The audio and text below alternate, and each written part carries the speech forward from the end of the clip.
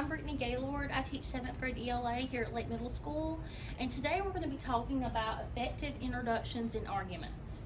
And that's W7.1a, introducing claims, acknowledging alternate or opposing claims, organizing reasons and evidence logically.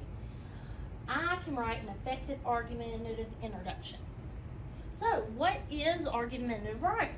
Argumentative writing is when the author makes a claim about a topic and supports it with logical reasoning. What is a claim? The author's position or issue or problem supported by evidence.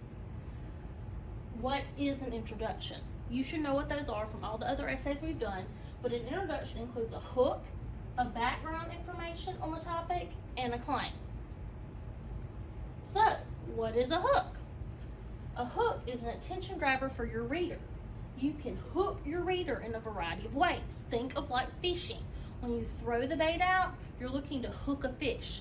It's the same way when you're looking to hook your reader. So we're going to refer to your example sheet that you should have at home. And we're going to look at a few different types of hooks. So, you can start your essay out by using a quote by a famous person, of course concerning the topic that you're writing about. You can use a weird or unusual detail. Let's look at this one. It says, according to historians, American farm children once attended school from December to March and from mid-May to August. That's something interesting that you might want to look at that might say for your reader, read me. You can use a statistic or fact. You can use a strong statement. Students must attend school. A shorter school year is comparable to child neglect. You can use a question. Questions are not as much encouraged for me, but if you are struggling, be sure your question's a good thought-provoking question, that you're just not restating your prompt. Let's look at this question. It says, are most Americans satisfied that compared to their peers in Europe and Asia, American student scores lower on achievement tests? That's a loaded question that gets your reader to thinking. Or you can use an anecdote. An anecdote is another word for a short story, and that's always a good way to just arouse your conversation that you're about to have in your essay. So let's go back to the PowerPoint.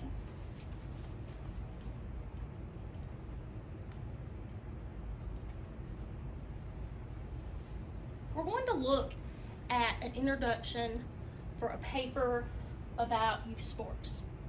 So, on March 11, 2010, a high school pitcher in California was facing a player using a metal bat when he was hit in the temple by a line drive trailing 100 miles per hour. That is the example of a hook. You just pulled your reader in to what you're about to read about by telling a very interesting story. Next is background information. Remember, we're formulating an introduction. You need a hook, background information, and claim. So let's look at how they tie this together with their claim. Next, they say his skull was crushed and he spent weeks in a coma. Fortunately, after surgery and months of rehabilitation, he survived. The accident brought to the forefront an issue that has been a safety concern ever since the 1970s. When metal bats began being used instead of wooden bats. Awesome tie-in.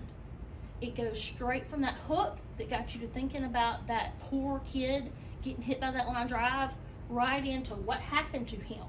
Why is this an issue? Why are we even talking about this?